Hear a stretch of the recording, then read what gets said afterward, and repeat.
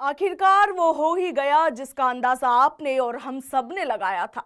BJP का एक कद्दावर नेता जो 2 बार से लगातार सांसद रहे और सिर्फ वो ही नहीं बल्कि उनके पिता भी बीजेपी के कद्दावर नेता के रूप में पहचाने जाते रहे। इस नेता का परिवार भी सदियों से चूरू की सियासत पर राज कर रहा था, मगर अब इस परिवार के एक सदस्य यानी राहुल कसवा ने इतिहास बदल दिया है। बीजेपी के कद्दावर और मजबूत नेता माने जाने वाले राहुल कसवा अब आखिरकार कांग्रेस के हो ही गए हैं। जी हां, राहुल कसवा ने आखिरकार आज कांग्रेस का हाथ थाम लिया है। पिछले कुछ दिनों से कांग्रेस को लगातार झटके लग रहे थे क्योंकि कांग्रेस के कई बड़े नेताओं ने बीजेपी ज्वाइन कर ली है और ऐसे में आज कांग्रेस को थोड़ी राहत की सांस जरूर आई है। राहुल कसवा आज सुबह ही दिल्ली पहुंच गए थे, जहां पहले उन्होंने बीजेपी की सदस्यता और अपनी सांसदी से इस्तीफा दिया और उसके बाद कांग्रेस के राष्ट्रीय अध्यक्ष मल्लिकार्जुन खड़गे और राहुल गांधी की मौजूदगी में कांग्रेस की सदस्यता ग्रहण की। खास बात तो यह है कि राहुल कसवा की सदस्यता ग्रहण को लेकर खुद राहुल गांधी अपनी भारत जोड़ो न्याय यात्रा से ब्रेक लेकर महाराष्ट्र से दिल्ली पहुंचे हैं। राहुल कसवा ने पार्टी तो ज्वाइन कर ली, अब उनके लोकसभा चुनाव लड़ने के कयास और भी ज्यादा तेज हो गए हैं। आज दिल्ली में कांग्रेस की केंद्रीय चुनाव समिति यानी कि सीईसी की बैठक होनी है। बताया जा रहा है कि इस बैठक के बाद कांग्रेस अपनी दूसरी लिस्ट जारी कर सकती है और इस लिस्ट में राहुल कसवा का नाम शामिल हो सकता है।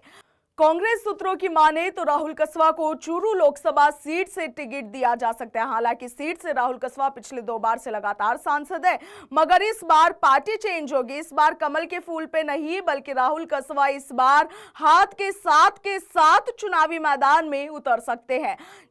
पिछले 2 बार से बीजेपी के टिकट पर राहुल कसवा चूरू से लगातार जीत दर्ज करते आ रहे हैं, मगर इस बार बीजेपी ने उनका टिकट काट दिया, जिसके बाद हुआ ये कि सोशल मीडिया पर राहुल कसवा का दर्द छलक उठा। कसवा बार बार अपना गुनाह पार्टी के लोगों से पूछते रहे, मगर जब उन्हें जवाब नहीं मिला तो शुक्रवार को सादुलपुर में अपने समर्थकों की भीड़ जुटाकर टिकट काटने पर सवाल उठाते हुए इशारों ही इशारों में पूर्व नेता प्रतिपक्ष राजेंद्र राठौड़ पर जमकर निशाना साधा था।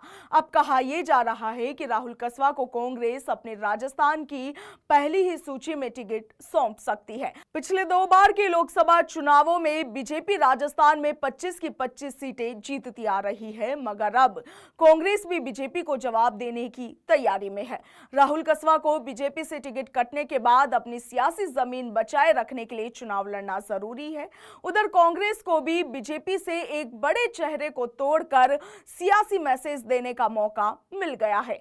चूरू से कांग्रेस लगातार हार रही है, मगर अब राहुल कसवा को टिकट देकर कांग्रेस बीजेपी के सामने कड़ी चुनौती देने की रणनीति में है। यानी ये कहा जा सकता है कि चूरू में इस बार मुकाबला बेहद रोमांचक होने वाला है। बीजेपी छोड़कर कांग्रेस ज्वाइन करने के बाद क्या वाकई राहुल कसवा को चूरू लोकसभा सीट से कांग्रेस का टिकट मिलेगा, और यदि मिलता है तो क्या इस बार लोकसभा चुनाव 2024 में राहुल कसवा कांग्रेस के टिकट पर जीत दर्ज कर पाएंगे? क्या इस बार कांग्रेस अपने खाते में एक सीट लेने जा रही है? सवाल बड़े हैं, मगर जवाब भविष्य के गर्भ में छुपे हुए हैं। आपका क्या कुछ ख्याल है? कमेंट सेक्शन में जरूर बताएं। फिलहाल के लिए इतना ही। नमस्कार।